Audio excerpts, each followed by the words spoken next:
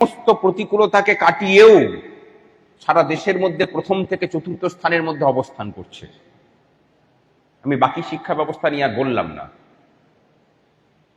আমি বলছি তফাৎটা কিন্তু গড়ে দিচ্ছেন প্রাথমিক শিক্ষকরাই, আপনারাই। একটা কথা খুব গর্ব করে আমরা বলতে পারি যে গোটা রাজ্য জুড়ে যত ভালো ভালো স্কুল এবং ভালো ভালো শিক্ষক আছেন, জানবেন যে সেখানে কোনো না কোনো উস্তিয়ান আছেন। এটা আমাদের খুব গর্বের ব্যাপার, আমরা এটাকে করতে পেরেছি।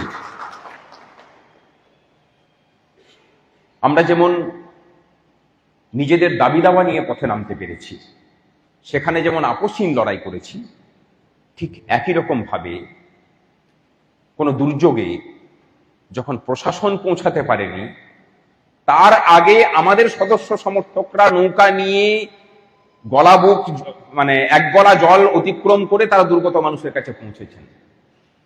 এই দুটো ছবি কিন্তু আমাদেরই ছবি, কোনো পৃথক নয়। একজন প্রতিভাবান শিল্পী, মানে ব্যায়াম এর প্লেয়ার, তিনি বাইরে যেতে পারছেন, আমরা সংগঠন থেকে চাঁদা তুলে দিয়েছি তাকে। একটা বিষয় গোটা রাজ্য জুড়ে প্রাথমিক শিক্ষকদের কাছে অন্তত প্রতিষ্ঠিত হয়ে গেছে যে এই একটা সংগঠন, যারা অন্যান্য সংগঠনও করেন তারাও জানেন যে বিপদের সময়ে আমার সংগঠন পাশে থাকুক বা না থাকুক, যারা পাশে থাকবে তারা হচ্ছে Usti united primary teachers welfare association. আর সেই বিপদের সময়ের পাশে থাকারই আরেকটা নাম অভয় মেডিক্লেম পলিসি। আপনার যখন সুখের সময় থাকবে তখন অভয়ের কথা মনে করার প্রয়োজন নেই সাথী, কিন্তু আপনার শরীর যদি কোনো সময় জবাব দেয়, তার জন্য এটা আছে। এটাকে আমাদের করার প্রয়োজন ছিল, আমরা বলছি ছিল, কারণ যে সংজ্ঞাতে যেভাবে একটা সংগঠনকে আমরা দেখি, সেই জায়গা থেকে এটা ছিল। আমরা মনে করি যে প্রাথমিক শিক্ষকদের অধিকার আছে চেন্নাই অ্যাপোলো বা মানে অন্য কোনো বড় বড় হসপিটালে গিয়ে পড়ে, বিলাসবহুল হসপিটালে গিয়ে পড়ে চিকিৎসা নেওয়ার। তার আর্থিক সঙ্গতি ছিল না, সরকারও তার দায়িত্ব নেয়নি, সংগঠন তার দায়িত্ব নিয়েছে বলতে পারবো না, একটা রাস্তা অন্তত উন্মোচিত করেছে।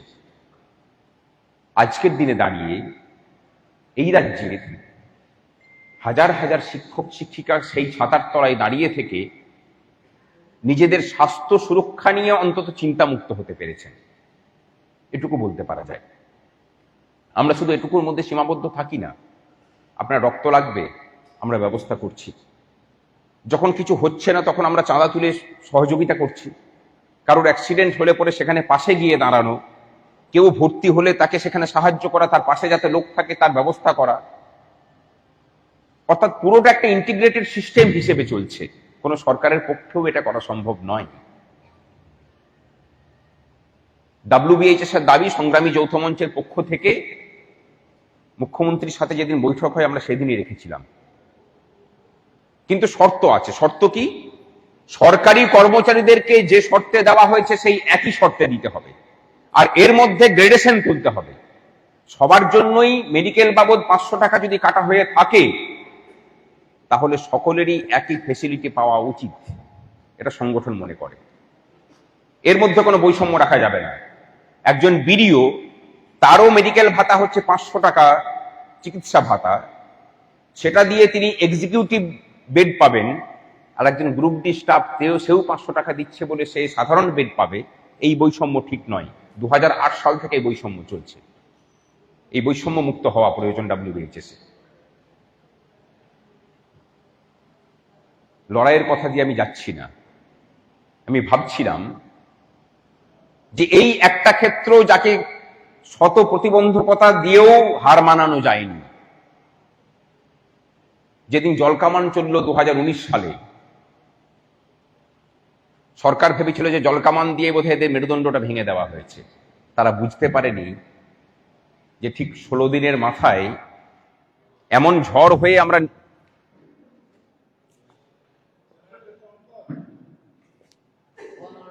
হ্যালো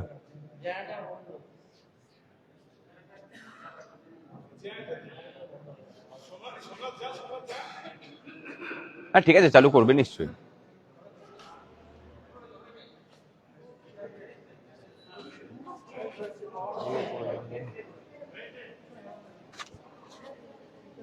এমন ঝড় হয়ে আমরা আছড়ে পড়ব, এমন ঝড় হয়ে আমরা আছড়ে পড়ব যে সরকারটাকেই মাথা নত করতে হবে। 2019 সালের 21শে জুলাইয়ের তৎকালীন মুখ্যমন্ত্রীর বক্তব্য মনে আছে নিশ্চয়ই, যাদের কেন্দ্রীয় হারে বেতন দরকার তারা কেন্দ্রে চলে যাক। আর তার 5 দিন পরেই তার সরকারকেই আমরা মাথা নত করিয়ে প্রাথমিক শিক্ষকদের জন্য বেতন কাঠামো সংশোধন করতে বাধ্য করিয়েছিলাম।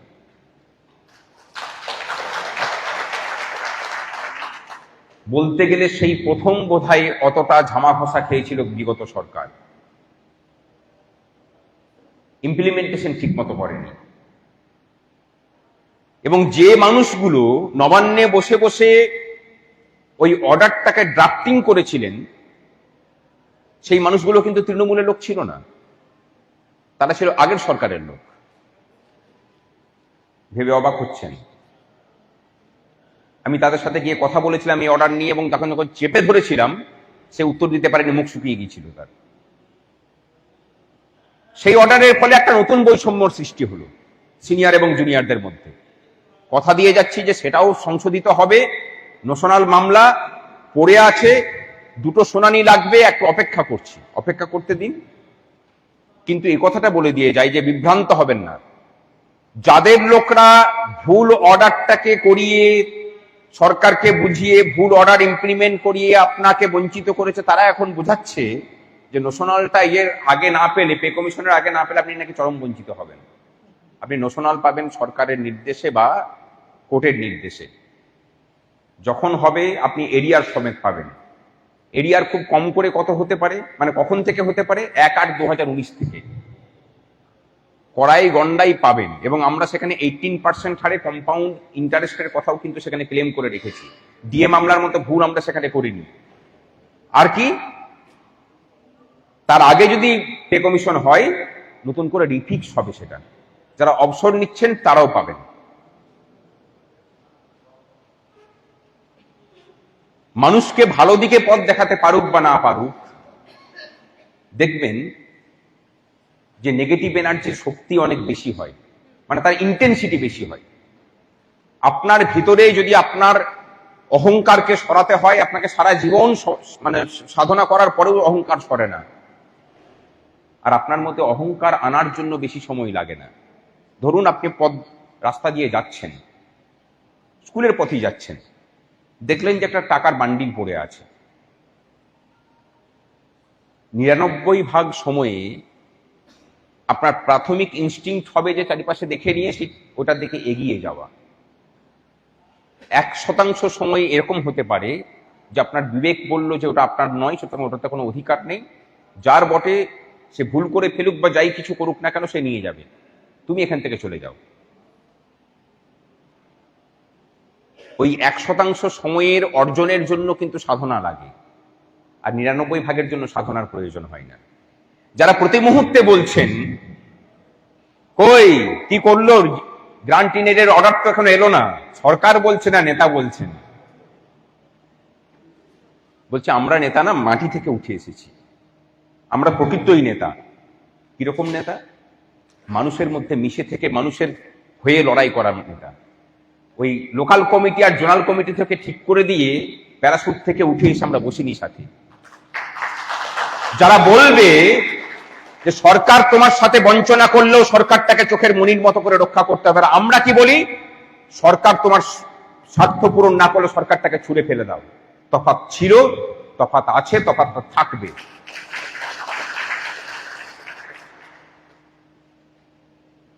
মেরুদণ্ড বিক্রি নেই স্লোগানটা আমরা দিয়েছিলাম, তারপরে সেটা চুরি হয়েছে।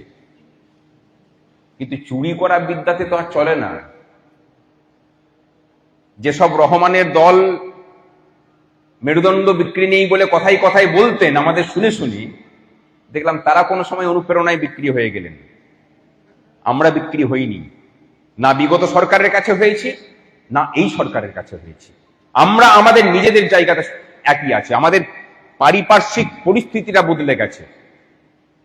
আগে সরকার কথা শুনতো না, এখন বললে পরে সরকার কথা শুনে আমল দেয়। যেদিন শুনবে না সেদিন আমাদের জন্য রাস্তা উন্মুক্ত আছে, আমরা নামবো পথে।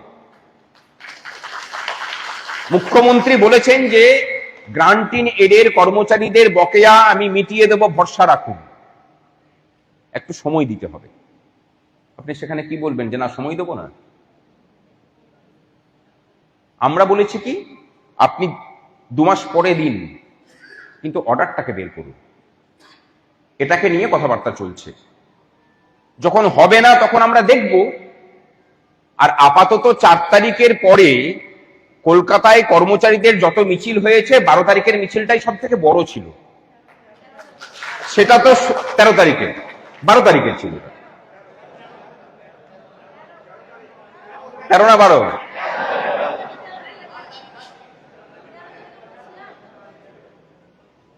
তাও তো সেটা শুধুমাত্র প্রাথমিক শিক্ষকদেরই মিছিল ছিল। তার সাথে সংগ্রামী যৌথ মঞ্চের মানুষজন এসে যুক্ত হয়েছিলেন। তার মানে গ্রান্টিন এডের কর্মচারীদেরকে যদি একসাথে নামাই তাহলে বুঝতে পারছেন কলকাতাটা কি হবে। আর বাকিরা যারা পাক্ষিকভাবে মিছিল করেন এবং ভেসে থাকতে চান এবং বলেন যে আমরা নামলে পরেই নাকি সরকার মেনে নিচ্ছে সবকিছু করে, তাদেরকে বলি যে 15 বছরে কিছু করতে পারেননি। যা কিছু করেছে সেটা হচ্ছে এই সংগঠন এবং তার নেতৃত্বে সংগ্রামী যৌথ মঞ্চ করেছে। আরে আপনারা ডিএটাকে তো ভুলিয়ে দিয়েছিলেন। পশ্চিমবঙ্গের কর্মচারীরা কোনো কালই এআইসিপিআই অনুযায়ী ডিএ পায়নি, আজকেও না, কিন্তু আগামী দিনে পাবেন। সরকারকে আমরা এটা বলেছি যে রাজি করিয়েছি, মানে প্রিন্সিপালি রাজি করিয়েছি যে এরপর থেকে যখন যখন কেন্দ্র সরকার দেবে তখন তখন থেকে সেই সময় থেকেই রাজ্য সরকারও লাগু করবে। আর এই যে 42% কথা, 20% দিয়েছে, বাকিটা হয়তো আগামী ফেব্রুয়ারি বা মার্চের মধ্যেই পেয়ে যাবেন। এটা মুখ্যমন্ত্রীর কথা, এটা আমার কথা নয়। আমি এমন কোনো কথা বলি না যেটা বৈঠকের মধ্যে এক কথা বলে এলাম আর বাইরে বেরিয়ে দাঁত চিবিয়ে চিবিয়ে মানে হাওয়া গরম করার কথা বলবো। এখানে স্বামীজির একটা কথা লেখা আছে যে মিথ্যাকে 1000 বার বললেও সেটা সত্য হয় না, আর সত্যকে 1000 বার মিথ্যা প্রমাণ করার চেষ্টা করলেও সেটা মিথ্যা হয় না। সত্যটা সত্য থাকে, মিথ্যাটা মিথ্যা থাকে। এই সত্য মিথ্যার পরিবেশের মধ্যে বড় হওয়া মানুষজন যারা ভাবছেন যে আমরা টেট পাস থেকে মুক্ত হওয়ার জন্য উস্তি ইউনাইটেড প্রাইমারি টিচার্স ওয়েলফেয়ার অ্যাসোসিয়েশনকে 1000 টাকা করে দিলাম, আমরা সব থেকে কম নিয়েছি। যে সংগঠনটা মাঝে মাঝে কানাঘুষো করে প্রশ্নটা তোলা করাচ্ছে তারা 5000 টাকা করে নিয়েছে। আমরা এই টেট মামলাতে গোপাল সুব্রমণিয়ামকে নিয়েছিলাম, একটা কনফারেন্সই প্রায় 4 লাখ টাকা পেমেন্ট করেছি, শুধু কনফারেন্স ফিজ। উপস্থিত থাকতে পারেননি। আজকে আবার কথা হয়েছে উনি দেশে ফিরেছেন গতকালকে। আমরা টেট নিয়ে নতুন করে তার সাথে বসছি আগামী আইনি পদক্ষেপ নিয়ে।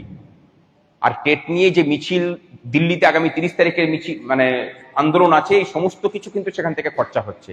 নিশ্চিত থাকুন এই সংগঠন 2018 সালে জন্ম নেওয়ার পর থেকে শিক্ষক শিক্ষিকাদের পাই পয়সার হিসেব রেখেছে, ভবিষ্যতেও রাখবে। আজকেও যে আমি এখানে এসেছি, আমি নিজের পকেটের টাকার থেকে তেল ভরে গাড়ি করে এসেছি, আপনাদের পয়সাতে নয়। কিন্তু আমরা এটাই, আমি এখান থেকে এসেছি, এখান থেকে যাব বর্ধমান থেকে কলকাতা যাব, রাত্রের বেলাতে হয়তো একটা মিটিং আছে বা কালকে হয়তো পোস্টপোন করতে পারি সেটাকে। সেই মিটিংটাতেও কিন্তু আপনাদের স্বার্থের কথা হবে। কাদের সাথে মিটিং আছে আমি সেটা বলছি না, সেটাও কিন্তু আমাদের নিজেদের পকেটের পয়সা খরচা করি। সুতরাং নিশ্চিত থাকুন 1000 টাকা দিয়েছেন, সেই 1000 টাকার পাই পয়সার হিসেব সংগঠন রাখছে, অনলাইনে দিয়েছেন। সব থেকে বড় কথা, আমরা খরচাটাও অনলাইনে করছি। যাবে কোথায়? যে কোনোদিন হিসেব চাইবেন পেয়ে যাবেন। আর টেট থেকে মুক্তির বিষয় কয়েকদিন আগে দিল্লিতে গিয়েছিলাম, তার আগে দেখেছেন যে অন্যান্য সংগঠনের সাথে আমাদের মানে মিটিং হয়েছে, এআইপিটিএফ এর সাথে মিটিং হয়েছে, অন্যান্য জায়গার সাথে কথা হচ্ছে। আমরা শিক্ষামন্ত্রী সহ নতুন শিক্ষামন্ত্রী যিনি হয়েছেন এনসিটির সাথে বসার চেষ্টা করছি, কেন্দ্রীয় শিক্ষা প্রতিমন্ত্রীর সাথে বসা হয়েছে। আমি এখনো বলছি যে লড়াইটা আমরা টেট না দেওয়ার জন্যই করছি। এবং খুব বেশি লড়াই তো আমরা হারি না, আশা করি এই লড়াইটাও জিতব। অনেককে বিভ্রান্ত করা হচ্ছে যে যারা 2010 সালের আগে যারা চাকরি পেয়েছেন, 2006 সালের আগে ধরুন 31/12/2006 আগে যারা জয়েন করেছেন, যারা 1 বছরের ট্রেনিং করে জয়েন করেছিলেন, তাদেরকে তো আপগ্রেড করানো হয়নি, তারা কি করে টেট দেবেন? তাহলে চলুন, আমরা দোকান খুলে বসে আছি, আমাদের কাছে কেস করবেন, 10,000 টাকা করে লাগবে, আসুন। সেই কেস হবে কি না হবে তারা কিন্তু জানেন না। তারা এটা জানেন যে সমস্যার সমাধানের যদি কোনো রাস্তা খোলা থাকে সেটা উস্তি ঠিক করে দেবে। মাঝখান থেকে কি হবে? এই যে শিক্ষক শিক্ষিকাদের 10,000 টাকা করে নেব, সেটা মোটামুটি আমাদের পকেটে ঢুকবে। মানে এই যে ট্র্যাডিশন ছিল, যখন ক্ষমতায় ছিলেন গলায় চাকু লাগিয়ে সবাইকে মেম্বার হতে হবে এবং সেই মতো করে গাল ভরা করে হিসেব দিতে হবে, এসব কথাগুলো বলতাম না, কিন্তু যেভাবে নোংরামি শুরু করেছেন কিছু প্রত্যুত্তর দেওয়া প্রয়োজন আছে। 2003 সালে যখন চাকরি পাই, 6 মাস পরে বেতন পেয়েছিলাম। সেই সময় 150 টাকা করে চাঁদা দিতে হতো তৎকালীন শাসক সংগঠনকে, মনে আছে তো? ভুল বলছি কি আমি? তারপরে অফিস হবে তার জন্য পয়সা, সম্মেলন আছে তার জন্য পয়সা, ওই কৃষক সম্মেলন আছে তার জন্য পয়সা। আর আজকে 2026 সালে এসে পরে আপনি 155 টাকা চাঁদা দিচ্ছেন সংগঠনকে, তার বিনিময়ে একটা কার্ডও পাচ্ছেন। সেই কার্ড আবার আপনার হেলথের, মানে কোথাও টেস্ট করাতে যাবেন তার জন্য ছাড়ের ব্যবস্থা করে দিচ্ছে, ডাক্তার দেখাতে যাবেন তার জন্য ছাড়ের ব্যবস্থা করছে। তফাৎটা ছিল সাথী, তফাৎটা এখনো আছে, আর ভবিষ্যতে থাকবেও। তাদেরকে বলি যাদের 1 বছরের ট্রেনিং আছে, ভালো করে শুনে নিন, কাউকে বিভ্রান্ত হতে হবে না। আচ্ছা, সুপ্রিম কোর্ট বলে দিয়েছে, কোনো নিয়ম করে দিয়েছে যে 1 বছরের ট্রেনিং থাকলে পরে বা ইন সার্ভিস যারা, তাদেরকে যদি টেটে বসতেই হয়, টেট পাস করতে হলে কি কি ক্রাইটেরিয়া লাগবে? কোথাও বলেছে? টেট পাস করার জন্য বা টেটে বসার জন্য যা কিছু মিনিমাম কোয়ালিফিকেশন, সেটা হচ্ছে ফ্রেশারদের জন্য। আমাদের জন্য কিন্তু এখনো কোনো কিছু নির্ধারিত হয়নি। ইউপি সরকার এমনি জেনারেল টেট নিয়ে সেখানে ইন সার্ভিস দিকে বসিয়েছে। কিভাবে বসিয়েছে? যাদের 1 বছরের ট্রেনিং ছিল তারাও বসেছেন, যাদের ট্রেনিং ছিল না তারা বসেছেন, যাদের এইচএস ছিল তারা বসেছেন, যাদের এইচএস এ 50% ছিল তারাও বসেছেন, যাদের ছিল না তারাও বসেছেন, যারা মাধ্যমিক পাস তারাও বসেছেন। কিভাবে? আপনি যে ইন সার্ভিস সেটা বুঝবে কি করে? আপনার স্যালারি স্লিপটা নিয়েছে, টেটে বসতে দিয়েছে। এটাই কিন্তু নিয়ম। আমরা কথা বলছিলাম বলে একদম আইনগতভাবে ঠিকঠাক কাজ করেছে ওরা। এখানে যারা খুঁচিয়ে ঘা করতে চাইছেন, যারা কেস করতে যেতে চাইছেন, তাদের কাছে একটা প্রশ্ন করি। ধরুন, যে মানুষটা 1998 সালে জয়েন করেছেন 1 বছরের ট্রেনিং করে, আপনি প্রথম দিন থেকে এই ক্যাটাগরি পাচ্ছেন। আপনাকে যে 2 বছরের আপগ্রেড করতে হয়নি, আপনাকে ছাড়টা কে দিয়েছে? এনসিটিএ দিয়ে রেখেছে। এখন আপনি যদি গিয়ে পরে বলেন যে আমি নন ট্রেন্ড, আমাকে 2 বছরের ট্রেনিং করতে দেওয়া হোক বা 1 বছরের ব্রিজ কোর্স করানো হোক, কালকের দিনে যদি কেউ পাল্টা মামলা করে বলে যে আপনি ওভারড্রন করেছেন, আপনাকে ফেরত দিতে হবে টাকা, কি করবেন? আপনি নিজেই তো সাবমিশন করছেন। বা যেসব এসআই, এআই, ডিআইরা বলছেন যে হ্যাঁ করে নিন, তাদেরকে জিজ্ঞাসা যে ধরুন এখন আমি এনরোলমেন্ট করালাম 2 বছরের ট্রেনিং এর জন্য, আমার ট্রেনিংটা কখন শুরু হবে? আগস্ট মাস থেকে। শেষ হবে কখন? 2028 সালের জুলাই মাসে বা জুন মাসে। আপনি তারপরে কখন টেট দেবেন, তারপরে কখন টেট পাস করবেন? তাহলে এই সব কথাবার্তা যারা বলে আপনাকে প্রতি মুহূর্তে বিভ্রান্ত করছে এবং মানুষকে বিপদে ফেলে পড়ে নিজেদের দলে টানার যে প্রবণতা পশ্চিমবঙ্গে ছিল, যেটা মোটামুটি ভেঙে ফেলেছি আমরা, এরা সেই অভ্যাস ত্যাগ করতে পারে না। সেই সারদা মায়ের একটা কথা আছে না, যে রসুনের বাটি ধুলেও গন্ধ যায় না। এরা হচ্ছে সে রসুনের বাটি। যতই ঘষা মাজা করুন না কেন, শিক্ষক শিক্ষিকাদেরকে আতঙ্কগ্রস্ত করে রেখে নিজেদের দলে টেনে নিয়ে আসার যে অভ্যাস, সেই অভ্যাস থেকে এরা বেরোতে পারেনি, বেরোতে পারবেও না কোনোদিন। এই যে অভয় আমরা যখন শুরু করেছিলাম, তখন এরাই বলেছিল প্রথম, না তৃণমূল শিক্ষা সেলের লোকরা বলেনি, তারা বরঞ্চ লাইন লাগিয়েছিল যে কি করে আমাদের এটার মধ্যে ঢুকতে পারে, যারা কমিশনের ব্যবসা করতে নেমেছে। তার কারণটা কি? ওই যে 2003 সালে আমার কাছ থেকে 150 টাকা করে নিয়েছিল, তখন তো কমিশনটা খেয়েছিল। তাহলে যে যেমন, সে তো পরকে সেরকমই দেখবে। নিজেরা কমিশন খেয়ে খেয়ে তো অভ্যাস হয়ে আছে, সুতরাং তারা ভাবতেই পারে না যে সংগঠন করব অথচ শিক্ষকদের টাকাতে কমিশন খাবো না। এটা আবার হয় নাকি কোনোদিন? পরে যখন দেখলো যে কমিশনটা উঠতে এত পরিমাণে পাচ্ছে, নিজেরাও কমিশনে নেমে গেছে ব্যবসা করতে। আর একটা সংগঠনের কাজ শুধুমাত্র সরকারের কাছে দাবি দাওয়া আদায় করা নয়। সরকার কোনো সময়ই আপনাকে আপনার সমস্ত দাবি পূরণ করতে পারে না, করেনি কোনোদিন। সংগঠনের দায়িত্ব হচ্ছে আপনার হাতে যদি সুযোগ সুবিধা থাকে, আপনি আপনার মেম্বারদের জন্য ভালোভাবে বেঁচে থাকার জন্য যতটা সম্ভব চেষ্টা করুন। অভয় হচ্ছে সেই দৃষ্টিভঙ্গি থেকেই বাস্তবায়িত একটা প্রকল্প।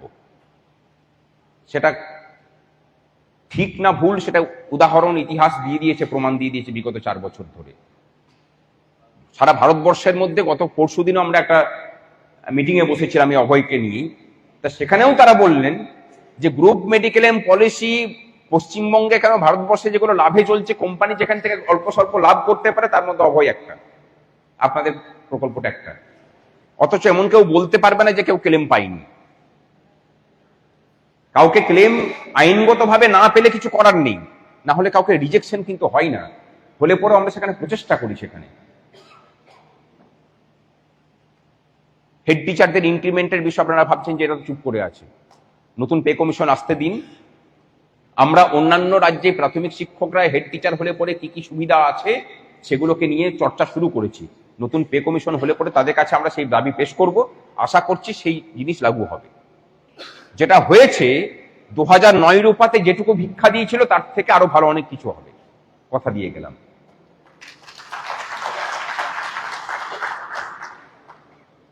আরো অনেক কিছু বলার ছিল, সময় নেই আর, আমাকে তাড়াতাড়ি বেরোতে হবে। ভালো থাকবেন। আর যদি কোনো জিজ্ঞাসা থাকে, দেখুন সারপ্লাস অ্যাডজাস্টমেন্ট নিয়ে আমরা মন্ত্রীকে বলেছি, এটা মুখ্যমন্ত্রীর কাছেই আমরা কথাটা তুলেছিলাম যে পদ্ধতিতে হচ্ছে এটা ঠিক নয়। এই পদ্ধতিতে গেলে পরে আইনগতভাবে চ্যালেঞ্জ হলে এটা কিন্তু টিকবে না। বায়োলজিক্যাল এজ ধরে কোনোদিন সারপ্লাস করা যায় না। আপনাকে সার্ভিস লাইফের সিনিয়রিটি দেখতেই হবে। আর তার থেকে বড় কথা, দপ্তরটা কে চালাচ্ছে আমরা কিন্তু এখনো পর্যন্ত কনফিউজড। মুখ্যমন্ত্রী বলে দিয়েছেন যে একটা প্রাথমিক বিদ্যালয়ে মিনিমাম 3 জন থাকতে হবে।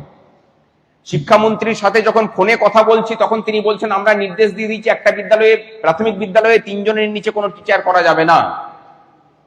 অথচ এসআইডিআইরা মিনিমাম 2 জন শিক্ষককে রেখে পড়ে সেখান থেকে তুলে দিচ্ছেন। আর এই মিনিমামের বিষয়টা এলো কিভাবে?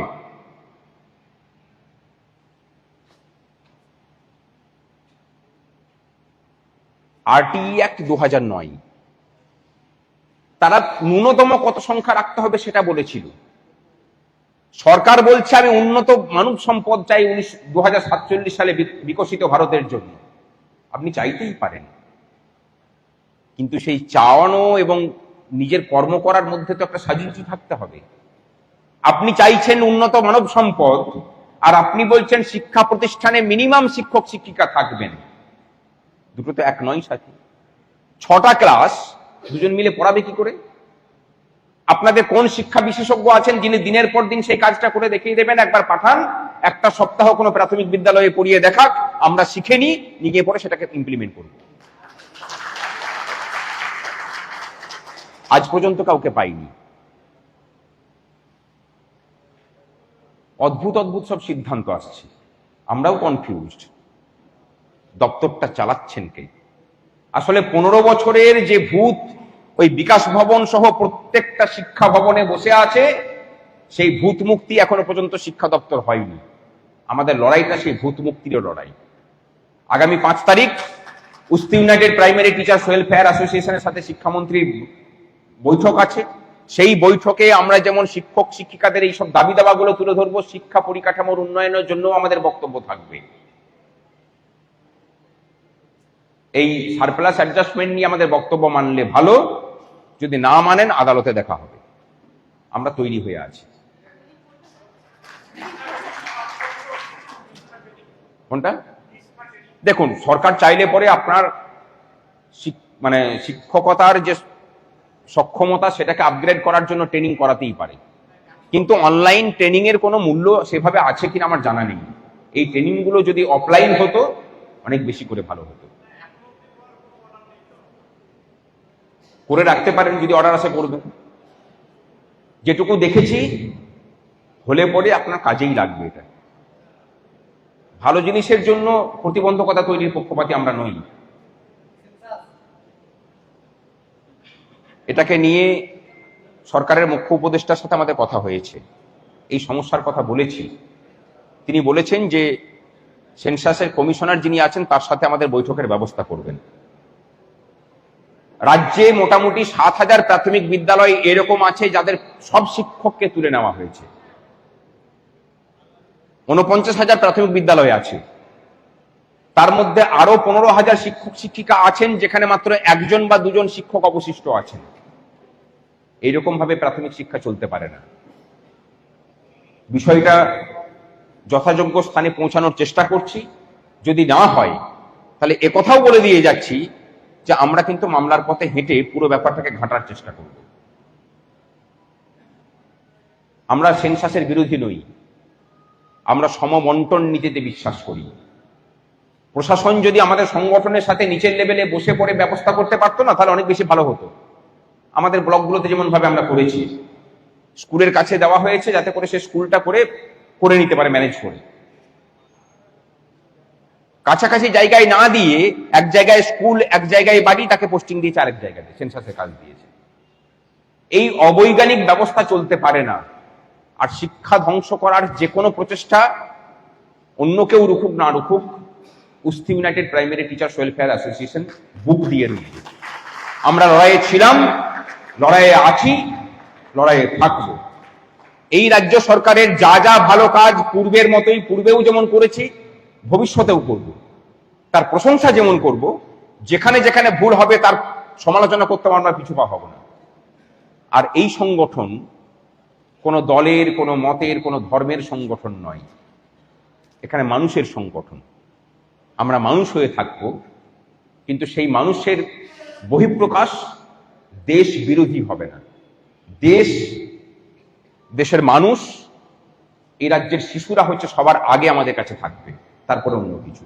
কোনো দলীয় স্বার্থ রক্ষা করার জন্য এই সংগঠন নয়, অতীতে ছিল না, বর্তমানেও নেই, ভবিষ্যতেও থাকবে না। ভালো থাকবেন সকলে।